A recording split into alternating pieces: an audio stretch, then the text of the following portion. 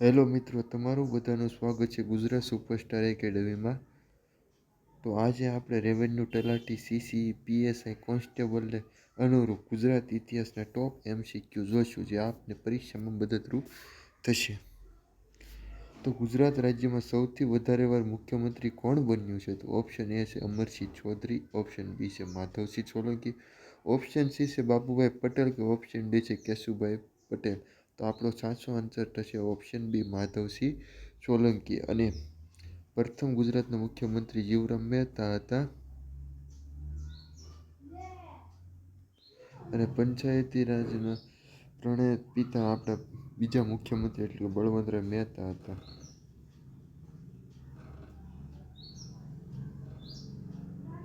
અને બીજી વાત એ કે સૌથી વધુ સમય મુખ્યમંત્રી રહેનાર કોણ હતું? તો એ હતા આપણા નરેન્દ્ર મોદી, જે હાલમાં વડાપ્રધાન છે.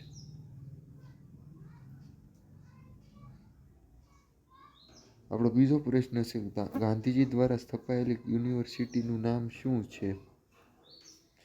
તો option A Gujarat Vidyapith, option B Gujarat university કે ઓપ્શન જી શાંતિ નિકેતન કે ઓપ્શન ડી ગાંધી વિદ્યાલય. તો આપણો સાચો આન્સર છે કે ઓપ્શન એ ગુજરાત વિદ્યાપીઠ. ગુજરાત વિદ્યાપીઠની સ્થાપના 1920માં કરી હતી. અને ગાંધીજીનો પ્રથમ સત્યાગ્રહ હતો ચંપારણ સત્યાગ્રહ. ગાંધીજીની પ્રથમ આશ્રમ હતો કોશ્રમ આશ્રમ. અને હા દોસ્તો, શાંતિ નિકેતન યુનિવર્સિટી છે તેની સ્થાપના રવિન્દ્રનાથ ટાગોરે કરી હતી અને તે આવેલી છે પશ્ચિમ બંગાળ. ગુજરાતમાં કન્યાઓ માટે સૈનિક શાળા કયા સ્થળે ખોલવાની સંભાવના છે?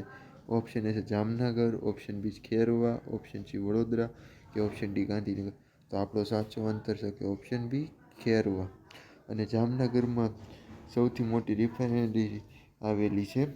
વડોદરા એ ગાયકવાડોની રાજધાની હતી. અને ગાંધીનગર એ આપણું પાટનગર છે. અને ગાંધીનગર એ આપણું પાટનગર હિતેન્દ્રભાઈ દેસાઈની સરકારમાં બન્યું હતું. મહાગુજરાત લડતના નેતા કોણ હતા? Option A Jivram Mehta, option B Indulal Yagnik. હા દોસ્તો. સી ઓપ્શન મોરારજી દેસાઈ કે ડી રવિશંકર રાવળ.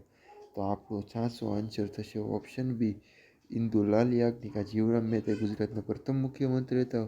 મોરારજી દેસાઈ એ સૌથી મોટી ઉંમરના વડાપ્રધાન હતા. અને રવિશંકર રાવળે 1 મે 1960ના રોજ ગુજરાતનું ઉદ્ઘાટન કર્યું હતું, જે બૃહદ મુંબઈ રાજ્યમાંથી બન્યું હતું.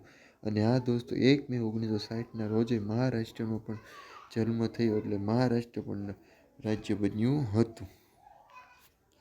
ગુજરાતના કયા નગરનું નામ ભોગુ કચ્છ હતું? તો આપણો ઓપ્શન એ છે Daman, option B Surat, option C Bharuch કે ઓપ્શન ડી ખંભાત. તો આપણો સાચો આન્સર થશે ઓપ્શન સી ભરૂચ. અને આ સુરત છે તે શિવાજીએ 1664 અને 1670માં 2 વાર લૂંટ્યું હતું. અને સુરતમાં અંગ્રેજોએ પોતાની સૌપ્રથમ કોટેજ સ્થાપી હતી. બીજું એ દોસ્તો, બ્રિટિશ ઈસ્ટ ઇન્ડિયા કંપનીની સ્થાપના 1600માં થઈ હતી. અને ફ્રેન્ચ કંપનીની સ્થાપના 1664માં થઈ હતી. ગુજરાતનું કયું સ્થળ 3 દુર્ગમાં વિભાજિત હતું? Option A Dholavira, option B Rojdi, option C Lothal કે ઓપ્શન ડી રંગપુર. તો આપણો સાચો આન્સર બનશે ઓપ્શન એ ધોળાવીરા. ધોળાવીરા એ કચ્છમાં આવેલું છે અને ખદીર બેટ ઉપર આવેલું છે. અને આ સ્ટેચ્યુ ઓફ યુનિટી સાધુ બેટ ઉપર છે. લોથલ એ અમદાવાદમાં છે, રોજડી એ રાજકોટમાં છે, રંગપુર એ સુરેન્દ્રનગરમાં છે. અને ધોળાવીરામાંથી સૌથી મોટું સ્ટેડિયમ મળી આવ્યું છે. ગુજરાતમાં કયા જિલ્લામાં કાળિયાર હરણનું અભયારણ્ય છે? Option A Jamnagar, option B Bhavnagar, option C Gandhinagar કે ઓપ્શન ડી કચ્છ. તો આપણો સાચો આન્સર થશે ઓપ્શન બી ભાવનગર. ભાવનગરની અંદર કાળિયાર રાષ્ટ્રીય ઉદ્યાન આવેલું છે, જેની સ્થાપના 1976માં થઈ હતી. આપણે ગુજરાતમાં ટોટલ 4 રાષ્ટ્રીય ઉદ્યાન આવેલા છે. પહેલું છે એ ગીર રાષ્ટ્રીય ઉદ્યાન, બીજું કાળિયાર, ત્રીજું વાંસદા અને ચોથું મરીન એટલે કે ભાઈ સામુદ્રિક નેશનલ પાર્ક. તો ગીર રાષ્ટ્રીય ઉદ્યાન એ જુનાગઢ, સોમનાથ અને અમરેલીમાં છે, જ્યારે કાળિયાર રાષ્ટ્રીય ઉદ્યાન ભાવનગરમાં છે, વાંસદા રાષ્ટ્રીય ઉદ્યાન નવસારી છે, મરીન રાષ્ટ્રીય ઉદ્યાન જામનગરથી કચ્છમાં.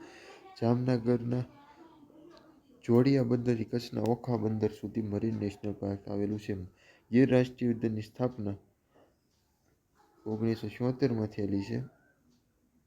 સોરી દોસ્તો, 1975માં, કાળિયારની 1976માં, જ્યારે વાંસદાની 1979માં અને મરીનની 1982માં. ગુજરાતમાં સોલંકી રાજવી સિદ્ધરાજ જયસિંહને લોકો કયા ઉપનામથી બોલાવતા? ઓપ્શન એ શાકાહારી, option B બર્બરા Jishnu, option D દેવના પ્રિય કે ઓપ્શન ડી પ્રિયદર્શી.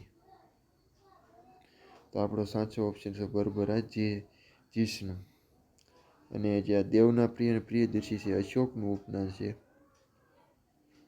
અશોક એ મૌર્ય વંશનો રાજવી હતો અને મૌર્ય વંશની સ્થાપના ચંદ્રગુપ્ત મૌર્યએ કરી હતી. અને સોલંકીની રાજવંશની સ્થાપના મૂળરાજ સોલંકીએ કરી હતી. અને આ દોસ્તો મૂળરાજ સોલંકી પોતાના મામા સામંતસિંહ